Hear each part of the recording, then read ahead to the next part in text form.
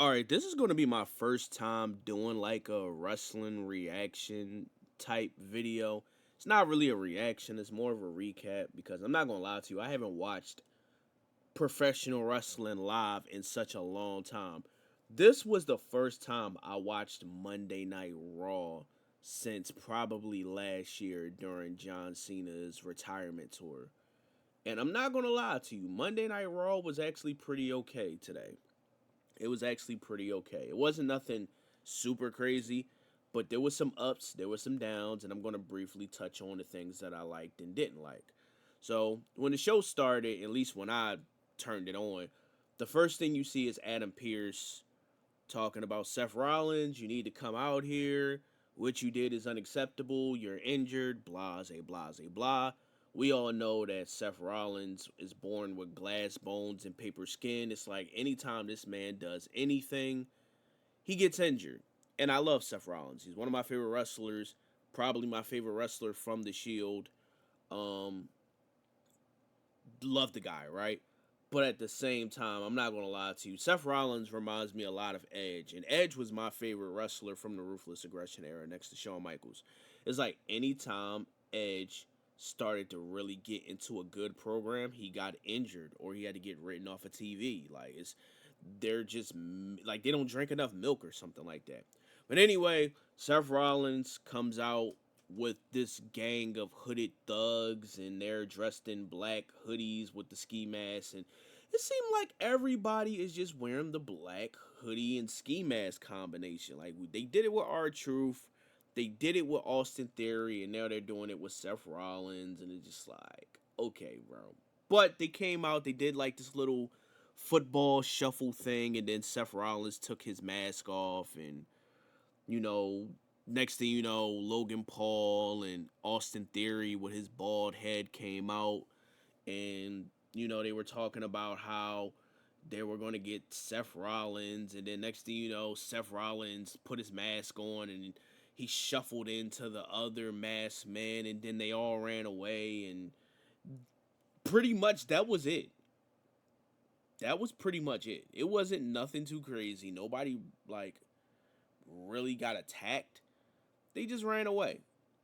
And then next thing you know, LA Knight came out and he got jumped by the Vision.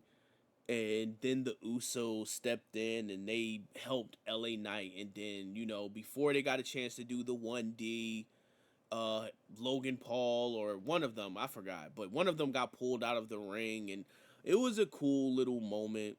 You know what I'm saying? It was an okay little segment. I really liked Seth Rollins' portion of it.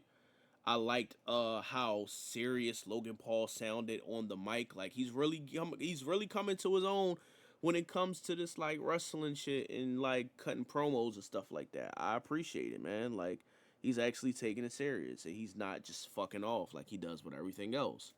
All right, so the next thing I remember, because one thing I do gotta say, I'm paying for Netflix, right? And yes, if you paying for a standard Netflix subscription, you're going to get ads.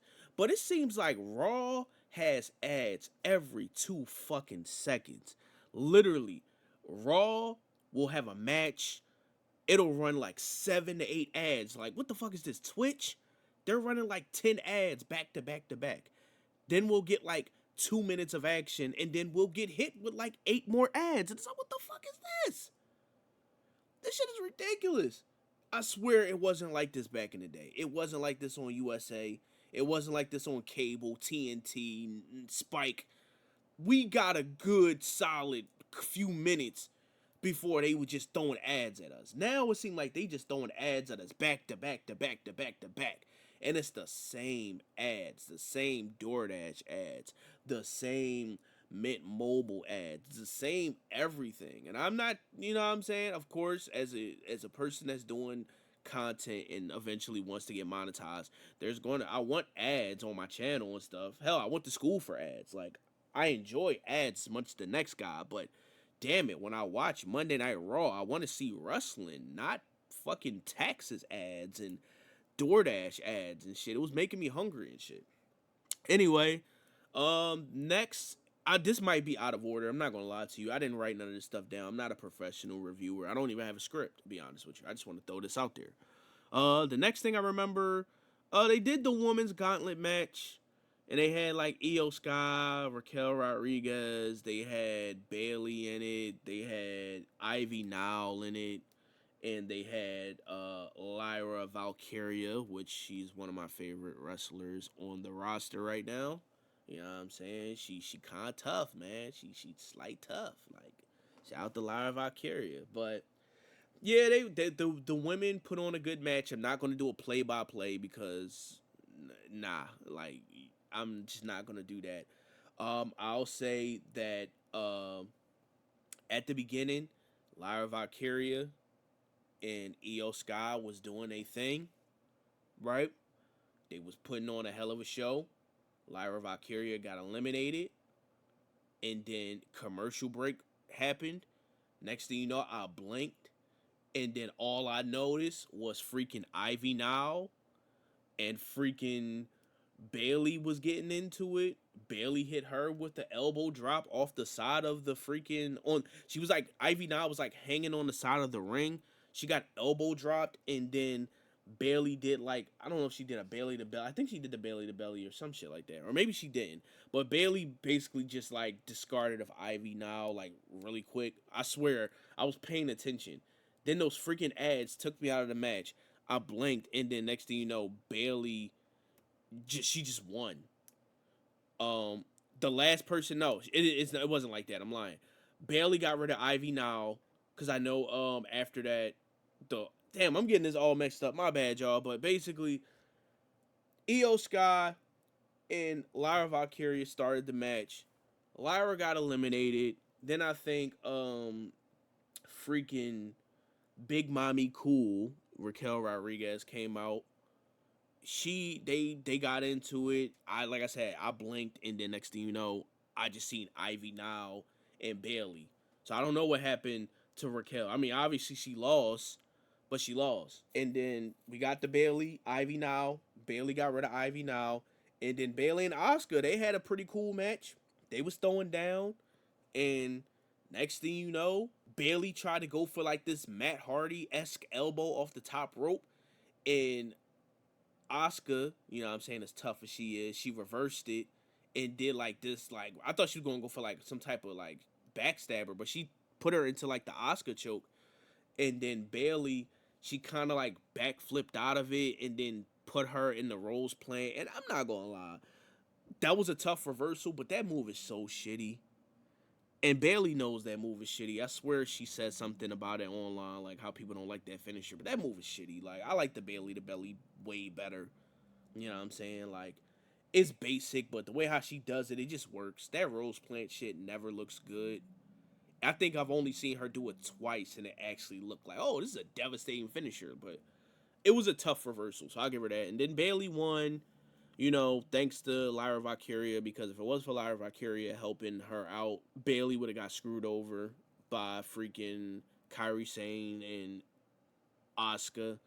So that was a pretty cool match. I love to see the women wrestle, not just because I'm on some gooner shit, you fucking gooner. I actually really think the women are talented and they put on good matches when they're coordinated and shit. But when they botch matches, oh my god, that shit's terrible. Like, but this is pretty good. Pretty damn good. And then let's see here. The probably my favorite match of the night, we had Penta versus El Grande Americano. And I was so happy because last time I watched wrestling, Chad Gable was injured, and we had Ludwig Kaiser as freaking El Grande Americano. And I liked Ludwig Kaiser. I like him when he's not El Grande Americano. But when he, you know what I'm saying, I seen Chad Gable, or I seen the original El Grande Americano, and he was talking to Danhausen, and Danhausen was like, oh, you should team up with me, and you should mentor me, and all this other shit, and you know, original El Grande El Negro Americano was like, shoosh. You know what I'm saying? I don't have time for this. He was on his Trump shit. I don't have time for this. Adios, amigo. Vamonos, vamonos. Arriba, arriba. Underlay, underlay, uh-oh. Okay, let me stop. But he basically shushed him and told him to go away. And then he was like, oh, you tell Benhausen to go to ring? You are cursed. And then next thing you know, he tried to say something else to him. He disappeared.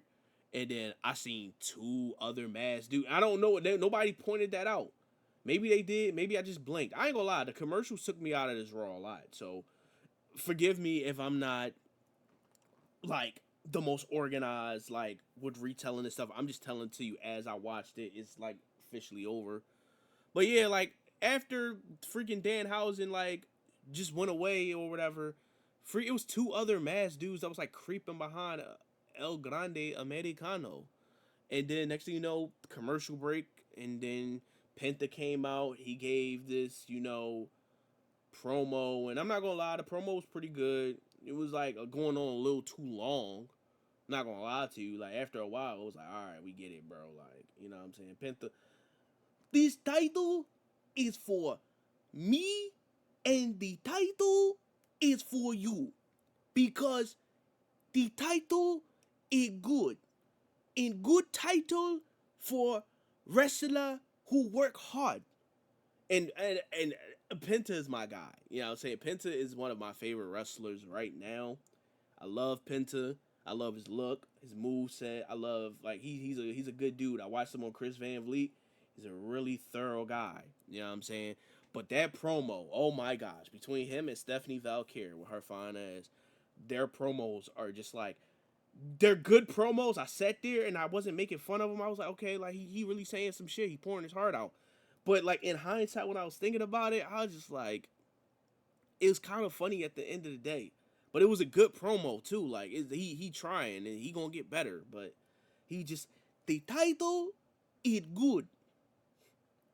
I Intercontinental Champion for me and for all the people to never give up, who never stray away from the path of the demon, of the champion. Like he was just talking, and then he started speaking Spanish. And my Duolingo, I've been doing my little Duolingo, so I understood a little bit what he was saying, but I ain't there yet. He was using some words that I ain't get there yet. I'm give me some time, and my Spanglish gonna be like on point. But the title is good. And then he would get loud just randomly. Like he would be like, I am the Intercontinental Champion. Like he would just start yelling. It was hilarious. But yeah, he came out, cut his promo. I guess that was enough time for them to like switch out the Americanos and stuff like that. And then he's seen obviously he's seen the fake ass El Grande Americano and was like, who is this? I don't. My accent is terrible. I'm sorry, y'all. But he was just like, what the hell? Like, this is not El Grande Americano. This is a fake. This is not the guy I'm supposed to be facing. Like he over here arguing with the referee. The referee just like, hey, bro, like they the same nigga to me. Like I don't know what to tell you, man. And he just like, what the hell? Like he confused and shit. So yeah, that happened, and then next thing you know, they had a match, and I'm not gonna lie, they had a good ass match. Good ass match. You know what I'm saying? Like I said, Ludwig Kaiser is a great wrestler. Penta is a great wrestler. I'm not gonna go over all the spots. That springboard Mexican destroyer, chef's kiss, dog. Hey, Penta, my bad for the clipping in the mic, but hey, that shit was at 5-star. That was some. Hey, listen, I'm no Dave Meltzer type nigga. That was a good ass match. When he did that Canadian Destroyer off, I was like, ooh, that legit made me jump out of my seat. I almost choked on my burrito watching that. I said, ooh wee. I was like, all right. He earned that. He deserved to be champion. Like that was my guy. I wanted him to. If it wasn't for Dom, when he was in that Fatal 4-Way match, I wanted him to be champion. I was like, yo, if it's not Dom, it gotta be Penta. And I ain't gonna lie to you, I think Dom won that match, if I'm not mistaken. But yeah, I was like, if it's not Dom, it gotta be Penta. So I was like, yo, that was a good ass match. Shout out to Penta, man. Like he did that one. He did his big one on that. And then after that, let's see what happened. Obafemi came out. No, we had like some little stuff going on, like uh the way how Raw struck. I know y'all probably like, damn, you all over the place, but bro, the way how Raw was structured was like weird. Like I can't remember. I didn't write shit down, but basically there was like a little segment where like Natalia was talking, and like then Maxine Dupree like came out and attacked her. And Maxine Dupree, as fine as she is, dog, and as much as I like Maxine Dupree, she got a long way to go. Those were terrible punches. Like that shit was fake as hell. Like I ain't seen punches that bad since Shane McMahon, bro, in '09. Like she was like, if you look at the footage, if I can find footage, I'll put like a picture on the screen. But like, dog, looking at, like, I was just looking at this shit like, what the fuck is this? Like these are the fakest punches I've ever seen in my life. And then she hit her with a big boot, and the big boot, it looked like she kind of botched it, and it was just like, all right, you know what I'm saying? You tried, you did your thing. And then we had freaking Obafemi come out, and he had another squash match, but this time it wasn't like a squash. He came out, my boy Rusev, you know what I'm saying, came out. Rusev looking, you know what I'm saying, looking pretty good, man. Like no diddy. He lost a lot of weight. He got slim. He got the bald head, you know what I'm saying? He a bald nigga now. Bald nigga. Like that's every time Rusev come out, I just be thinking of that song, that bald nigga. He came out, you know what I'm saying? Just two big hogs just running into each other. And then what happened? Rusev threw Obafemi into the corner, and he was running, and he was, no one's gonna stop me. He was running into Obafemi, and then Obafemi hit him with one of those running like spinning back elbows that you would see on SVR 2010, and that shit was clean too. He smacked, hit him with that joint. The next thing you know, he hit him with the fall from grace, which is basically just Keith Lee's spirit bomb, like just renamed. Hit him with a giant ass sit out power bomb. Boo! Rusev eyes was open, which made me think he's going to kick out. Because usually, like, when their eyes is open, they usually kick out. It's weird when their eyes are open and they don't kick out. Like, if a wrestler gets hit with a finisher, their eyes need to be closed, bro. Or they need to get hit with a move so devastating, like the wind got knocked out of them. That move don't look like it knocked the wind out of them. But nonetheless, Obafemi, he beat Rusev.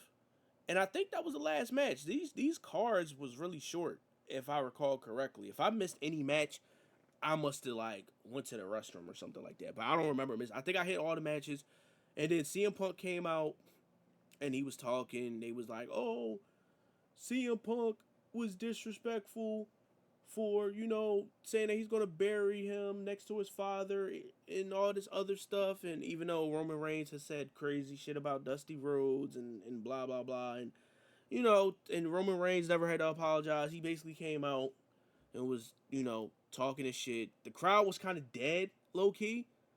And it kind of seemed like they was piping in crowd noises, which is not a good sign. Like, I'm like... And then I was just looking at CM Punk, like, CM Punk, your tattoos is fading and shit. Like, CM Punk, one of my top 5 wrestlers. He's in my Mount Rushmore. He's my top 5 favorite wrestlers of all time.